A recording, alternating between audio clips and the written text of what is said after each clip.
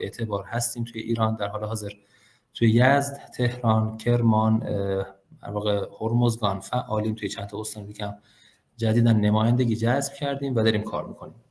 توی دورانی که بحث مشاوره رو در واقع دارم کار میکنم،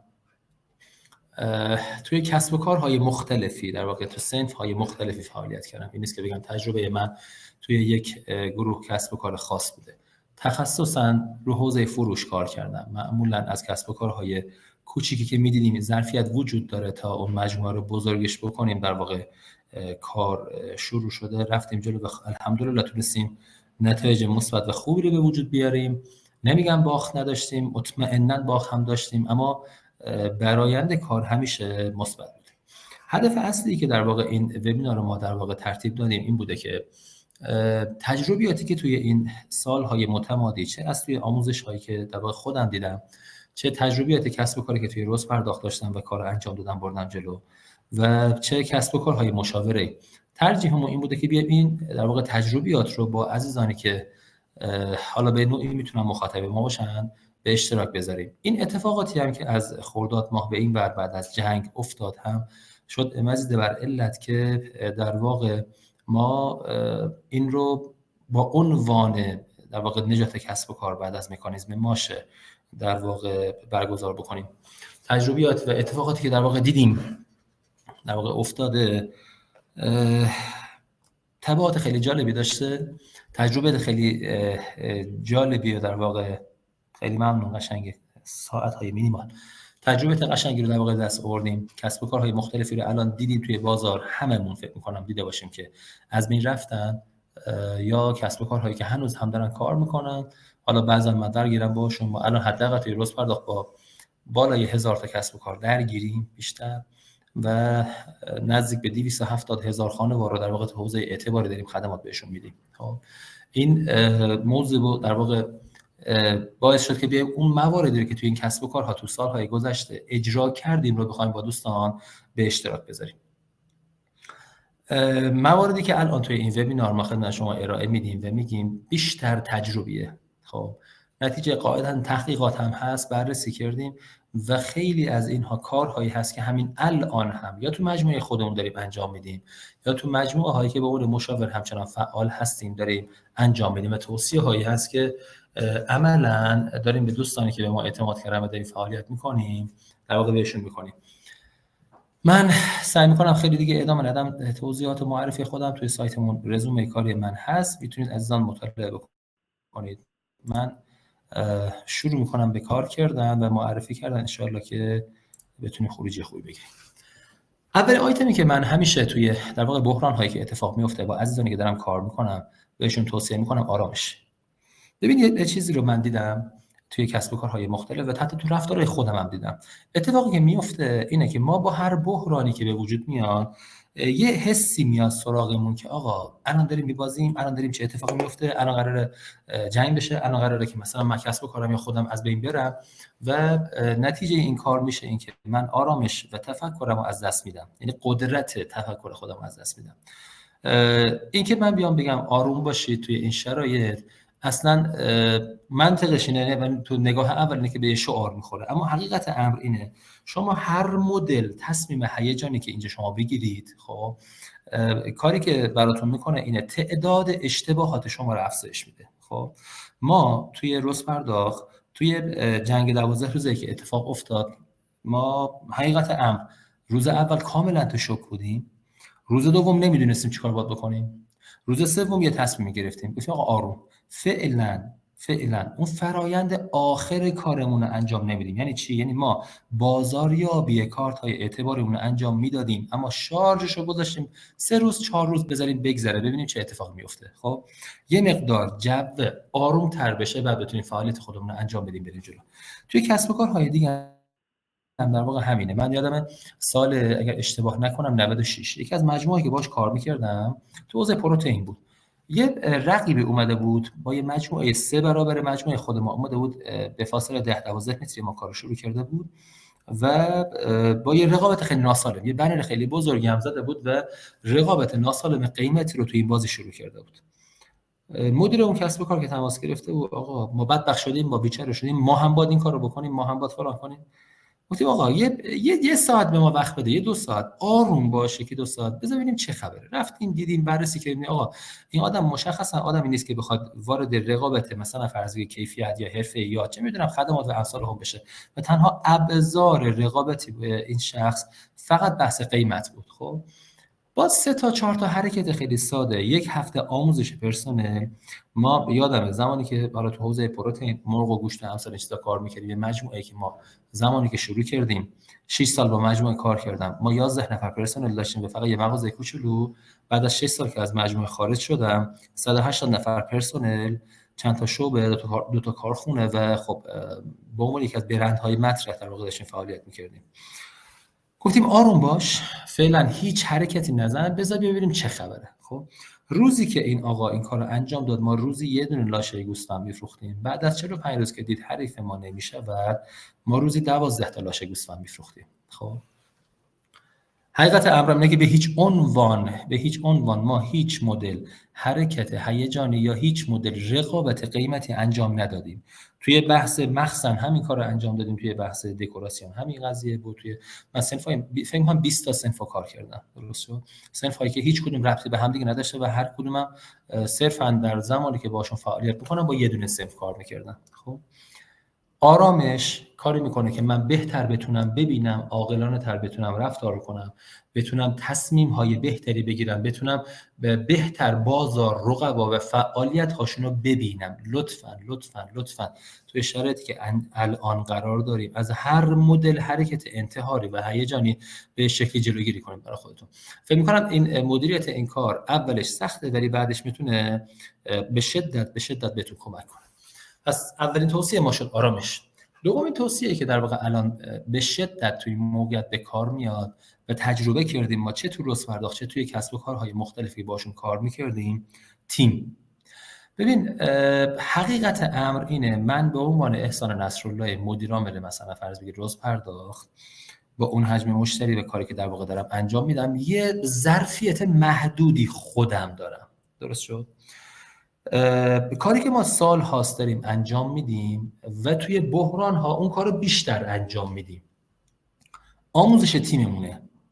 یعنی من کاری که انجام دادم اینه، بچهای من تک و توک هستن توی همین وبینار، دونه بدونه براشون وقت میذاریم، آموزش بهشون میدیم، کمکشون میکنیم و یادشون میدیم تو شرایط بحرانی چجوری با رفتار کنن. خب چطوری مذاکره رو بهشون یاد دادیم. حالا بچهای فروشمون هر کدوم به جای خودش که خب تو حوزه فروششون در واقع کار کردن، بچه‌هایی که تو حوزه دیگه پشتیبانی، بحث تولید، تو بحث مالی، هر کدوم دارن فعالیت میکنن، یه سری آموزش‌های مشترک در واقع داریم انجام میدیم. ما تیم را میسازیم و تیم کسب و کار رو برای ما میبره جلو. خب این که فکر کنیم ما خودمون فقط میتونیم همه کاری انجام بدیم یکی از بزرگترین آفت هاست. من یادمه یکی از مجموعه‌ای که باش کار میکنم یه کار ساده رو این مدیر چسبیده بود بهش که آقا من خودم باید انجام بدم. 4 ماه طول کشید تا من حریف این آدم شدم آقا این کار کوچیکو نمیخوام تو انجام بدی. هزینه هم داشت، ترس هم داشت، ولی وقتی که این آدم رو از این کار کندیم که تو نمیخوایم تو این قسمت دخالت بکنی و بچه‌ها رو آموزش دادیم برای انجام این کار، خب نتیجه این شد مجموعه به شکل عجیب غریبی رشد کرد. خب یعنی من از ظرفیت آدم‌های مختلفی استفاده کردم. الانم دارم همین کار رو انجام میدم. من یه روز تهرانم، یه روز کرمانم، یه روز یزدم، یه روز مندرم، هر بار به شرایط مختلفی دارم کار میکنم. خب جاهای مختلف دارم میرم جلو. اگر این تیمو من آموزش نداده باشم، توی اولی که خب حالت عادی کسب و کارم همونجور گیره، دومی که تو شرایط بحران این تیم اصلا نمیدونه چه کار باید انجام بده، خب به هم میریزه و همه چیز رو خودش خراب میکنه. در صورتی که اگر ما اون تیم رو ساخته باشیم، البته که راحت نیست، البته که واگذاری این کار به اون تیم و اینکه وایسی پای خرابکاریش. خب من یادمه با دوستامون رفته بودیم زاهدان برای بازاریابی، بچه‌ها زنگ زدن یه عدد سنگینی خسارت خورده بود به اون کار، همون کاری که ما واگذار کرده بودیم.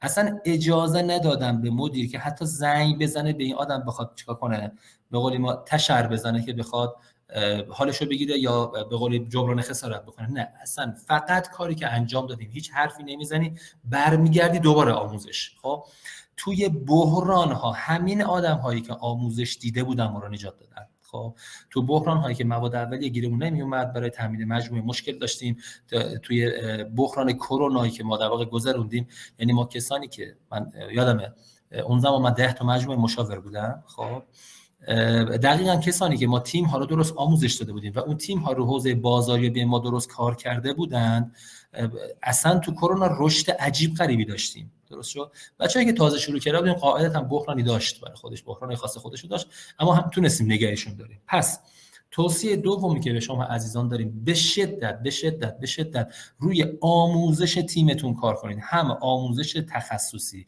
هم آموزش های مهارت های فردی که به شدت به این آدم ها کمک میکنه تو شرایط بحران بتونن خودشون رو مدیریت کنن. ببین من تو بحران خودم رو آروم نگه دارم، ولی تیم من یاد نگرفته باشه چجوری خودشون مدیریت بکنه، خودش میشه بحران ساز، خودش درگیر بحران‌های مردم و مشتری‌های شما میشه و در نهایت ما رو میزنه زمین. درست شد؟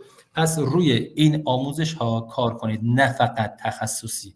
ببین تیمی که تخصص داشته باشه اما نتونه خودش رو مدیریت بکنه و نتونه در واقع کارها رو تو شرایط سنگین انجام بدهد، عملاً خودش میشه یه آفت برای کسب و کار. سومین توصیه‌ای که ما اینجا در واقع داریم استمراره. ببین یه چیز خیلی جالب اتفاق افتاد توی این شرایط جنگی، فکر می‌کنم اگر برید بگردید اینو خیلی قشنگ درکش می‌کنید، مستنداتش، فیلم‌هاش و حتی من توی بعضی از پست‌های اینستاگرام قشنگ می‌دیدم. من توی این جنگ 12 روزه بعد از جنگ خبراش در اومد، پستاش در اومد، به یه عبارتی رسیدم که حالا قبلا شاید شنیده بودم، شاید من نمیدونستم، خیلی جدی تر این در اومد: برند کارفرمایی. ببین یه پست من دیدم خیلی قشنگ بود، یه نفر اومده بود توی پیجی، حالا مخاطب زیادی هم داشت، اومده بود پست گذاشته بود که آقا توی این جنگ، وقتی جنگ شروع شد، رفتار مدیر و یا اون مجموعه کسب و کار شما چجوری بود؟ خب بلافاصله پرسنل رو بیرون کرد یا نه اومد مدیر نشست، اومد بهشون گفت که مثلا میخوام بگم آقا حقوقتون تا هر زمانی که جنگ طول بکشه تامینه، مشکل خاصی وجود نداره، شما سر کار خودتون باشید، مرخصی بهتون و یا اینکه نه بیرون کرد. من یه جا خوندم، البته مستندش رو ندیدم، علی بابا 45% نیروهاشو تعدیل کرد. قطعاً ضرر داده، بحثی هم روش نیست. بالاخره وقتی کسب و کاری که عمل کردش رو حوزه گردشگریه و توی 2-3 ماه هم بعد از جنگ اصلا این موضوع کلاً قفل شده بود، من اصلا نمیخوام قضاوت بکنم اون دوستان رو، اما داستان اینه، اینها اومدن و تعدیل نیرو انجام دادن، یا خیلی از کسب و کارها بستن، یا خیلی از کسب و کارها موقتاً اصلا به شدت افت کردن، اومدن پایین. من چیزی که تجربه کردم، حالا در ادامه همینم داریم جزء اصلاح‌های آخرمونه که در موردش صحبت می‌کنیم.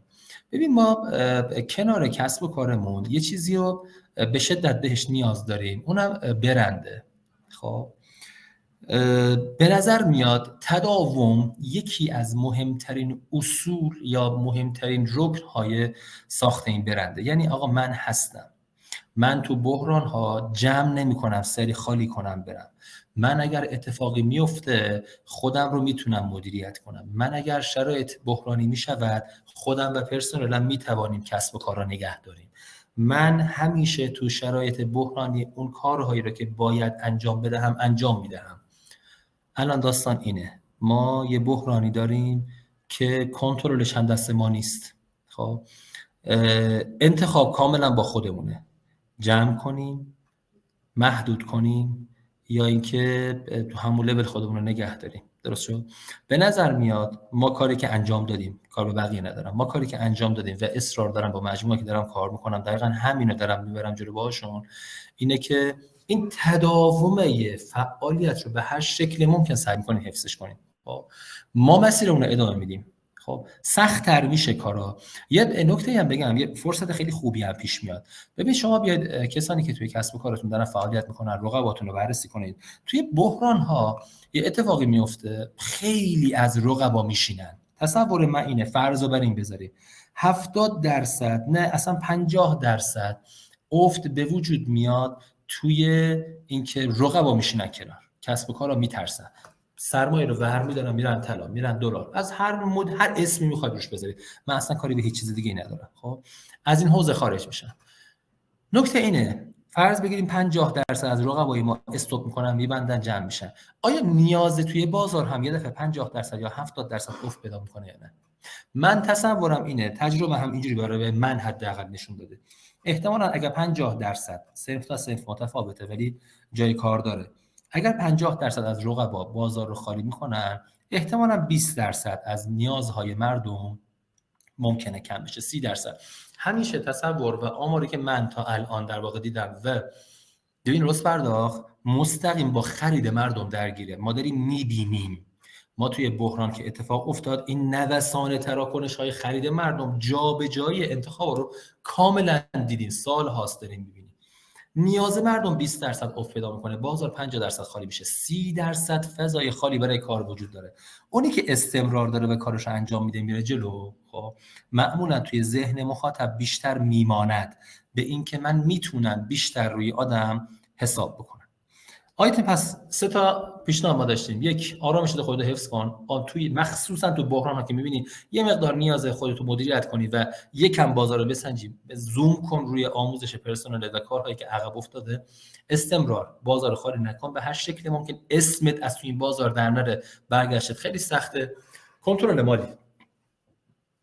آیتم 4 کنترل مالیه.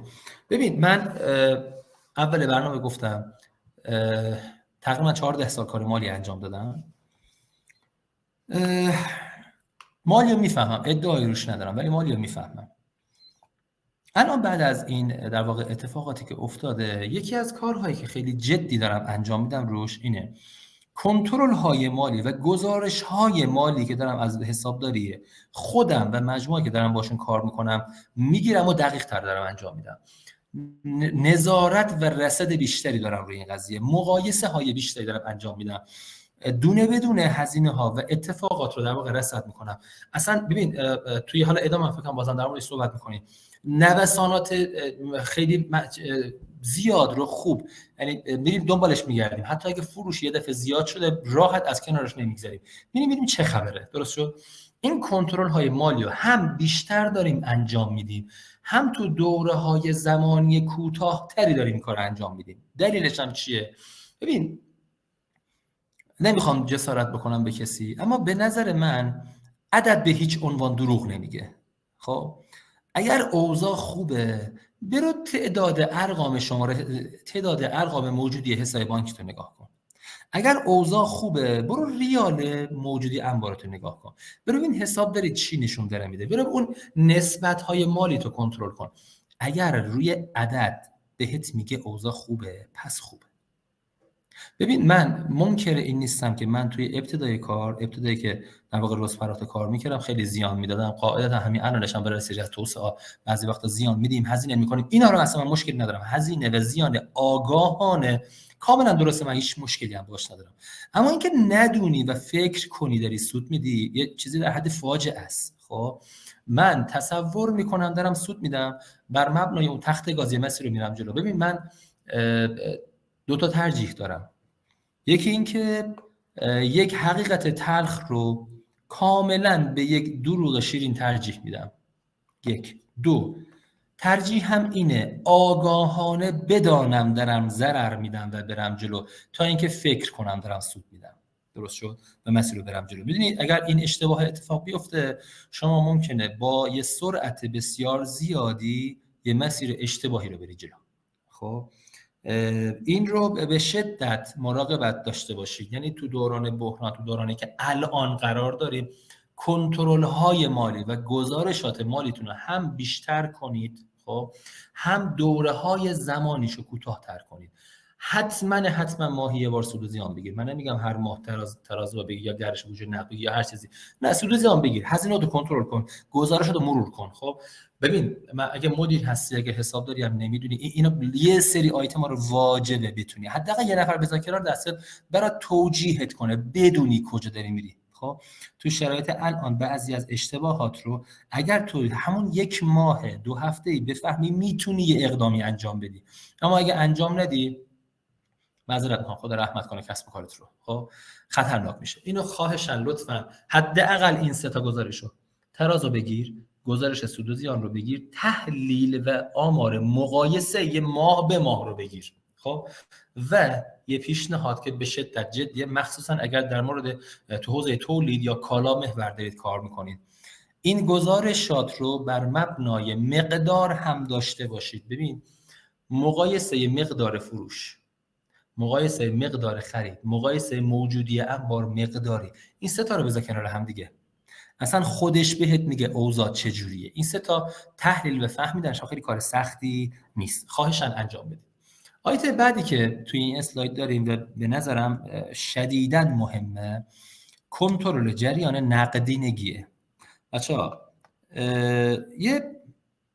یادمه تو مجموعه کار پروتئین کار میکردیم، ما یه ایده ای رو اومدیم پیاده کردیم. بچه‌هایی که توی یزد هستن، آقای جوجه رو احتمالاً میشناسید، ما اینو اومدیم یه مجموعه پروتئینی کار میکردیم، خیلی هم خوب بود، جایگاهمون فروشمون خیلی خوب بود.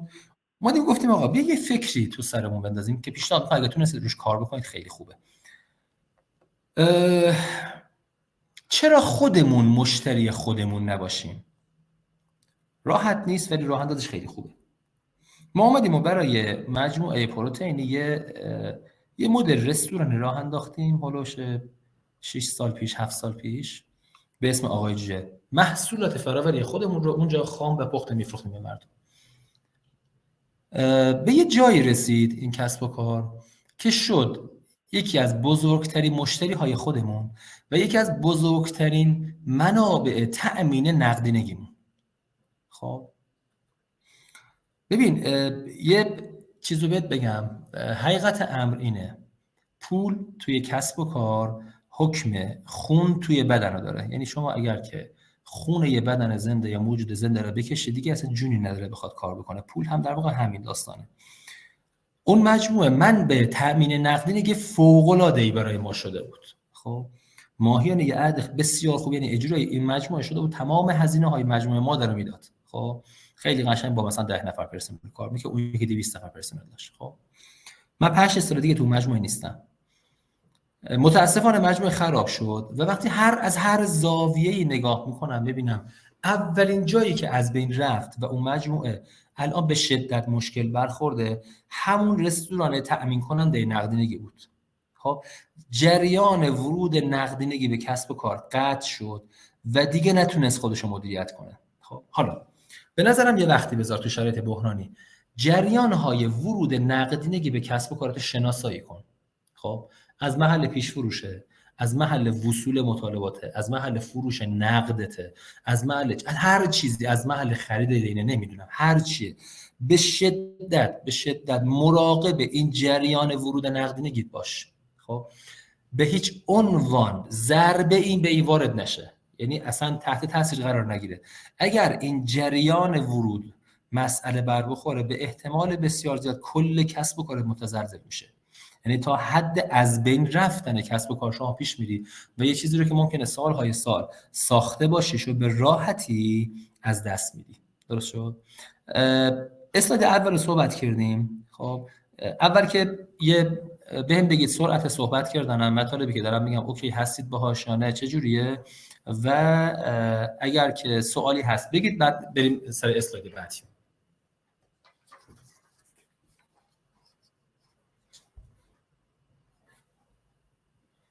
منتظرم.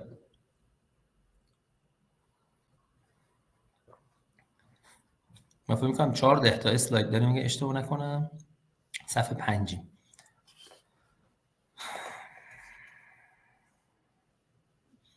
یه سری از دوستان خودشون رو معرفی نکردن، الان 1-2 دقیقه فرصت داریم، اگر فکر می‌کنن اینکه ما کسب و کارشون رو بشناسیم میتونه کمک بکنه خوشحال میشم بگید.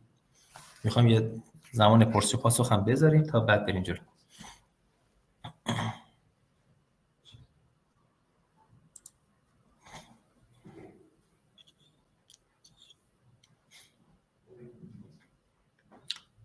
خب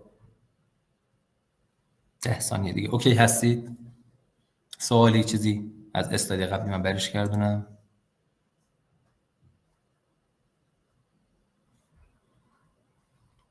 خب چون زمان کم داریم، بریم جلو. یکی دو اسلاید دیگه رو به کار ببندیم.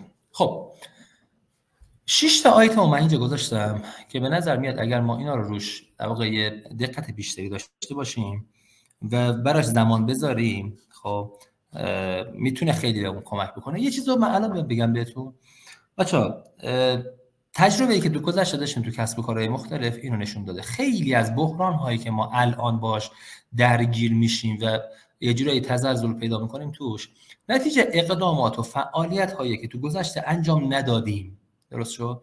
انجام ندادیم. الان یه چیزی رو من، یه حرفی که استاد امام میزد خیلی قشنگ بود. ببین تمام شرایط فعلی ما میشه میوه های درختی که الان ما بهش میگیم درخت کسب و کارمون. خب حقیقت امر اینه ما که نمیتونیم این میوه رو بکنیم، به میوه درست بذاریم سر جاش، اصلا نشدنیه. درست شد؟ برای اینکه بخوایم ما یه میوه درستی از این در واقع درخت بگیریم، حالا اون درخت کسب و کارمون، مجبوریم بیایم خاکش رو عوض کنیم، آبیاریش رو عوض کنیم، کود مناسب بهش بدیم تا بعد از یه مدتی اون در واقع میوه های مناسب به ما بده. درست شد؟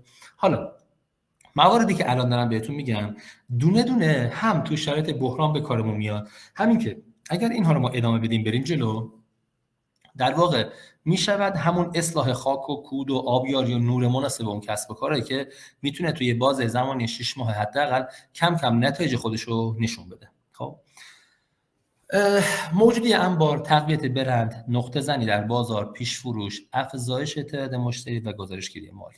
خب و برای هر کدوم از این آیتم ها یه اسلاید در واقع مجزا براش لحاظ کردم و گذاشتم که میخوام براتون توضیحشو بدم. موجودی انبار، حقیقت امر اینه به احتمال بسیار زیاد بخش بزرگی از دارایی‌های شما توی انبارتون خوابیده. من اینکه گفتم کسب و کارتون رو معرفی بکنید به خاطر این بود که حالا قاعدتا یه سری از دوستان ممکنه کسب و کارشون خدمات محور باشه. یکی دو تا از این توضیحات برای کسب و کارهای محصول محور، ما بقیه مشترک. به نظرم توی شرایط فعلی یکی از کارهایی که تجربیاتی که ما توی سال گذشته توی مجموعه پیاده کردیم به شدت خوب بود، کنترل موجودی. حقیقت امر اینه، فراموش نکنیم هدف از کسب و کار صرفاً فروش و افزایش مداوم فروش نیست. سودآوری و بقا از مهمترین اهداف هر کسب و کاره و برای این مهم فعالیت هوشمندانه و فروش هوشمندانه از فقط فروختن خیلی مهمتره. با کنترل موجودی از جریان گردش موجودی خودتون آگاه بشید. من 2 سال پیش مشاوره مجموعه شدم تو حوزه قطعات خودرو لوازم یدکی. خب نشستیم یه بررسی کردیم جلسه اول که آقا ببینیم اوضاع حسابداریش چجوریه. خب متاسفانه اوضاع خیلی جذاب نبود دیگه. اومدیم یه فشاری گذاشتیم روی یه سری اصلاحات، یه سری آیتما رو درآوردیم، چند ماهی شد. خب بعد رسیدیم به این که اصلا اوضاع خیلی داغون‌تر از این حرفاست. خب از چه نظر؟ ببین یه نکته خیلی جالبی در واقع بهش رسیدم. من یه زمانی هدفم فقط این بود که رکورد فروش رو بزنم. یه مجموعه مغازه 100 متری سال 99 اگه اشتباه نکنم یا 400، اشتباه از منه، یه مغازه 100 متری 400 میلیارد تومان فروختیم. خیلی عدد خوبی بود. دلار نمیدونم چند بود قیمتش، 400 میلیارد تومان فروختیم. یه حس خیلی خوبی داشت دیگه، رکورد میزدی، کارو میبردی جلو. اما الان دیگه این کارو نمیکنم. الان زوم و تمرکزم شده روی سودآوری. بس سودآوری لزوما تو فروش اضافه نیست، تو فروش بیشتر نیست. رفتیم آقا موجودی های این بنده خدا رو چیکار کردیم؟ بررسی کردیم. رسیدیم به این که از هولوش 3.5 میلیارد تومان موجودیه توی انبار این آقا، 1.5 میلیارد تومان موجودی راکد بود. خب یعنی اصلا این جنس 5 سال تو انبار مونده بود، نمیچرخید. خب ما دیدیم، خب گفتیم آقا سودآوری میخوایم انجام بدیم، ما هدفمون سوده دیگه. خب سال قبلش اصلا یادم نیست، من میدونم برای یه مغازه فکر کنم 40 متری بود، مال یه نفر بود. برای یه سال نزدیک به 4 میلیارد تومان سود ساختیم و هیچ قدمی روی فروش بر نداشتیم. خب تنها کاری که انجام دادیم گفتیم آقا روش خریدمون رو عوض کردیم. خب روش خرید رو گفتیم آقا اصلا از این به بعد وقتی می‌خوایم بخریم یه سری آیتم ها رو کنار سیستم خریدمون گذاشتیم که آقا اینو نگاه می‌کنی، اینو کنترل می‌کنی، اینو بر مبنای موجودی نیاز دارم یا ندارم. یه سری موجودی های راکد رو هم حتی اگر شده به قیمت خرید اون روز رد بکنیم کردیم. خب به منابع مالش انداختیم توی کالاهای تندگردش. خب ببین تو بحران تورم و ما داریم، شدیدم داریم. اصلا هم ممکن این قضیه نیستم که ترس داره توی شرایط تورمی من بخوام بفروشم و ممکنه جنسو نتونم بذارم جاش. ما ببین یکی از تصمیمات اشتباهی که میگیریم اینه که من تو شرایط تورمی استاپ کنم. نه، گفتیم قبل استمرار، اما روش فروش رو عوض میکنم. خب روش فروش و سیستم های فروشم رو عوض میکنم، اما تو بازار در نمیرم دیگه، نمیتونم برگردم به این راحتی، خیلی سخت میشه کارم. خب لطف کنید اگر فروشتون، محصولتون، مجموعتون کالا محوره، برو یه دوره دیگه تو مالی خودت با دقت بیشتر موجودی انبار رو بررسی کن. رسوب کالاهاتو، خواب کالاهاتو برو بررسی کن. این چقدر از کالاهات خوابیده، درست شد؟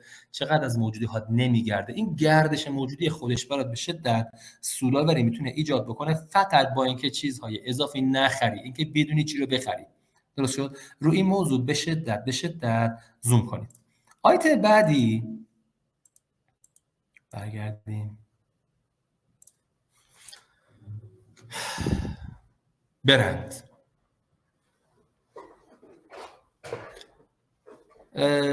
یکی دو تا از دوستان لطف کنید تعریفتون رو از برند میگید بهم چیه به نظر شما؟ یکی دو نفر. اگر صدای من رو هم دارید یه به علاوه لطفا بزنید.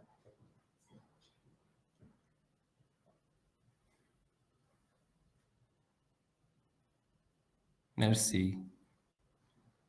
خب هویت کسب و کار دیگه. یکی دو تا از دوستان دیگه هم بگم برند. نام تجاری. خب یکی دیگه هم بگید و بعد برید سراغی.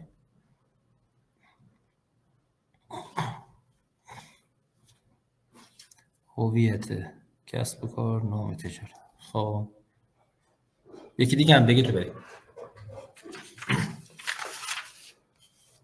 حالا چون زمان نداریم خیلی ادامهش نمیدیم. من یه تعریف رو میخوام بگم ازش، ممکنه خیلی جا شنیده باشید ولی چیزی که من ازش استفاده میکنم اینه. بیایم اینجوری نگاه بکنیم بهش، یعنی عاملی که باعث میشه من تمام رقابت رو خاطر آن نام بگذارم کنار. خیلی قشنگه. خب اگر بیایم اینجوری بهش نگاه بکنیم چی؟ برند یعنی تمام چیزهایی که زمانی که من نیستم پشت سرم میگن، پشت سر من و پشت سر کسب و کارم. اگر این نگاه رو داشته باشیم، از 1 تا 20 چه نمره‌ای به برند کسب و کارتون میدید؟ برند هر آن چیزی است که پشت سر من یا کسب و کار من زمانی که من نیستم میگویند. ما برند رو اینجوری هم تعریف میکنیم. برند یعنی مشهور، محبوب، مقبول. برند یعنی منو میشناسن، دوستم هم دارن، قبولم هم دارن. درست شد؟ حالا با این تعریف احتمالاً از چارچوب لوگو میایم بیرون، از چارچوب رنگ سازمانی میایم بیرون، از چارچوب شهرت میایم بیرون. احتمال بسیار زیاد خیلی از برندها رو هر کدومتون ممکنه بشناسید. خب برنده میشناسنش اما لزوما دوستش ندارن، محبوب نیست. میشناسنش، محبوبم هست، ممکنه به خاطر اون آدم خوششون میاد اما قبولش ندارن. خب دم شما گرم آقای حسینی. از 20 به خودتون 20 میدید، کارتون خیلی درسته. خب حالا ما میگیم تو برند یعنی نتیجه کارهایی است که نباید انجام داد و رعایت جزئیات. ببین یه برند بعضی وقتا جنسشو نمیفروشه، یه برند شرایط خاص خودشو برای فروشش داره، یه برند جزئیاتی رو رعایت میکنه که حالت عادی کسی رعایت نمیکنه. من حقیقتا دقیقا چیزی که امروز تجربه کردم، من یه میزی رو خریدم تهران، خب 2 هفته پیش. یه مجموعه میزی هم رو یزد خریدم هولوش 2 ماه پیش. خب امروز اومدم روی میز یه تکون میدم بچه این خیلی تکون میخوره، خب شله پایه‌هاش ضعیفه، دارم نگاه میکنم. بعد یادم افتاد که اون میزی که من از خریدم، از یه برند خریدم، تقریبا 2 برابر قیمت این میزم پول دادم 2 ماه قبل. اما جزئیاتو که نگاه میکنی، یکی از این تکون خوردن یکی از قضیه است، یکی از پایه هایی که جلوی میزم گذاشته، میره نگاه میکنی دست میکشی اصلا تراز نیست. خب برند جزئیات رو خیلی بیشتر رعایت میکنه، خیلی بیشتر رعایت میکنه و خیلی از کارا رو نمیکنه. خیلی جاها نیست، خیلی حرفا رو نمیزنه، خیلی از محصولات رو نمیفروشه، اصلا مشتریاشو انتخاب میکنه. مثلا یه حرفی بود، حالا تا چه حد واقعیت داشت، من فیلمشو دیدم. میگن من یه فیلمی دیدم که یه عربی، حالا توی کشور حاشیه خلیج فارس، رویز میخره، بعد توش علوفه میریزه برای شتراش میبره. میگن رویز میاد چیکار میکنه، نمایندش میفرسته آقا من نمیخوام تو مشتری من باشی، دارید ضربه میزنید به برند من. خب نمیخواد، به یه سری آدما نمیده، درست شد؟ هر کاری هم رو میاد انجام میده برای اینکه محبوب مشتری باشه، مقبول باشه، مشتری قبولش کنه و در نهایت بشناستش، درست شد؟ اینو ما میگیمش برند. حالا این برند توی بحران به چه درد من میخوره؟ یه چیز رو بیاید تجربه کنید از رفتارهای خرید خودمون. ببین ماها هممون احتمالاً یک جا 2 جا فروشنده ایم و n جا خریداریم، درست شد؟ n جا هم خریداریم. بیاید نگاه کنید وقتی بحران پیش میاد، مخصوصا بحران نوسان قیمتی پیش میاد، هزینه افزایش پیدا میکنه، به نظر خودتون احتمالاً دقت خرید مشتری بیشتر نمیشه؟ یعنی مشتری کمتر ریسک میکنه، مطمئن‌تر خرید میکنه، درست شد؟ یعنی احتمالاً، ببین بسته به نوع مشتری هم داره، بازار تا بازار متفاوته، اما عموما این شکلی اتفاق میفته. من میخوام یه کفشی بخرم، احتمالاً میرم دنبال کفشی که دوام بیشتری داشته باشه، ولو اینکه 20% 30% گرونتر بخرم. میخوام یه محصول فرضی مواد غذایی بخرم، احتمالاً سعی میکنم محصولی بخرم که احتمال خراب بودنش کمتر باشه. پوشاک همین مدل، امثال اینها احتمالاً دقت خرید من بیشتر میشه. خب وقتی دقت خرید من بیشتر میشه، به ذهن من چی میشه به عنوان گزینه اول؟ احتمالاً اون برنده نمیشه که هم مشهوره، هم محبوله، هم مقبوله، درست شد؟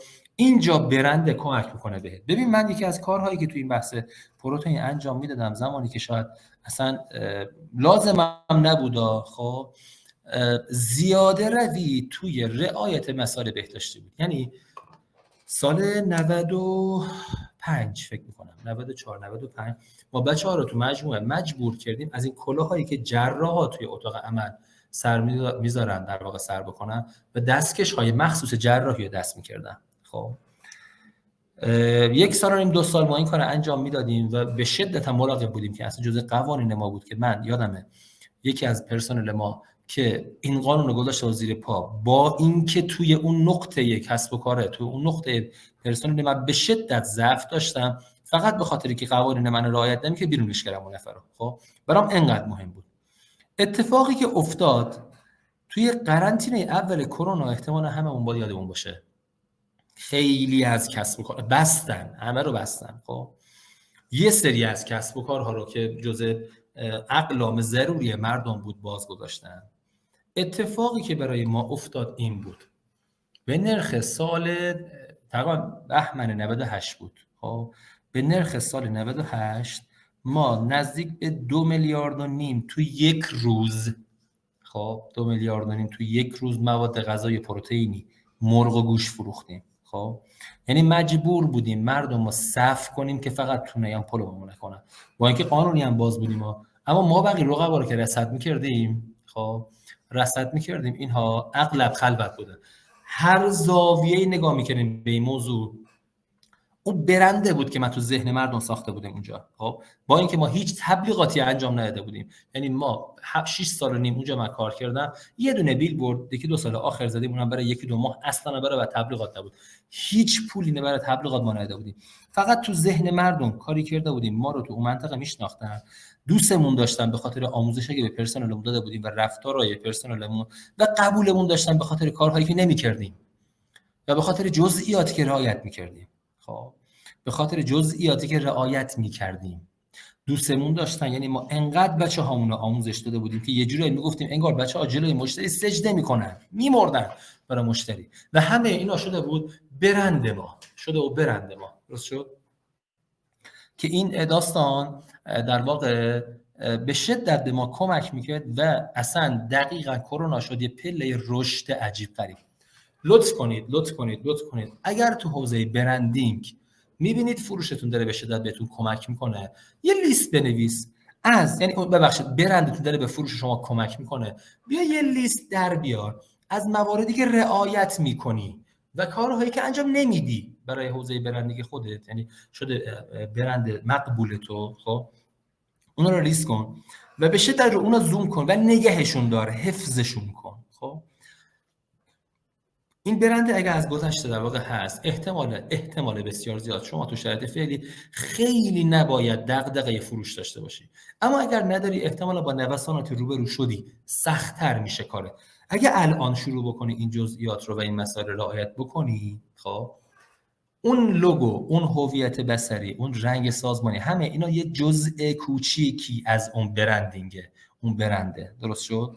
ما بقیه چیزایی که شما سالهای سال ساختی، خب اینا رو شروع کن، لیست کن، اگر داری حفظشون کن، اگر نه ایجادشون کن. درست شد؟ تا اینها رو بتونی چیکار کنی توی آینده، تو بحران‌های بعدی کمکت کنه. این بحران نه بحران اولی بوده نه بحران آخری هست. به سن من $800 تا تک تومن یا یادم میاد و الان زنده هستم $122,000 تومانی هم دارم میبینم. به نظر میاد احتمالاً $250,000 تومانی هم میبینم. پس این بحران آخری نبوده، اولی هم نیست. درست شد؟ ادامه دار خواهد بود. این کارها رو لطفاً شروع کن، انجام بده تا بتونی برای بحران‌های بعدی آماده باشی. خب تو حوزه برند حرف برای گفتم بسیار زیاده. اسلاید آخری بابت این موضوع است. چون زمان وبینار ما کلا 1 ساعت بیشتر نیست و قطع ما میکنه، من یه چند تا مورد دیگه خدمتتون بگم و انشالله ما بقیه‌اش رو می‌خوایم برای هفته بعد در خدمتتون باشیم و مجددا ادامه این مسیر رو بریم جلو. ما یه کاری انجام دادیم، اونم اینه برای عزیزانی که تو این وبینار شرکت کردند، خب یه وقت مشاوره نیم ساعته رایگان براشون گذاشتیم. خب هدفم فقط اینه ببینیم که آقا میتوانیم کمکی بکنیم به حوزه کسب و کارتون یا نه. درست شد؟ توی سایت خود در واقع بیزینس پلاس قسمت مشاوره هست. منم سعی میکنم لینک در واقع چی رو بذارم، لینک رزرو مشاوره رایگان الان بچه‌ها گذاشتن توی گروه. خب ما نیم ساعت مشاوره رایگان گذاشتیم. خب در خدمتتون هستیم، ببینید در واقع چه کاری میتونیم انجام بدیم، بشینیم با هم دیگه صحبت بکنیم. خب ما توی جلسه آینده که سعی میکنم در واقع هفته آینده همین روز برگزارش بکنیم، ادامه این مسیر بحث نقطه زنی در بازار رو داریم. برای بازاریابیتون به شدت مسئله مهمیه، برای جلوگیری از هدر رفته منابعمونه. بحث پیش فروش و نقد فروشی رو داریم میخوایم کار بکنیم توی اسلاید بعدی. افزایش تعداد مشتری که خیلی بحثیه که خیلی وقتا ولش میکنیم، باید روش کار بکنیم. بحث گزارشگیری های مالی که در واقع چه چرخه‌ای رو باید رعایت بکنیم، این رو در واقع قراره براتون توی جلسه بعدی بگیم ان شاء الله. یه سری توصیه‌های کاربردی با جزئیات قراره براتون توضیح بدیم و تو قسمت آخرم 6 تا اقدامی که توی حوزه برندینگ به شدت میتونه بهتون کمک بکنه. ضبط من فکر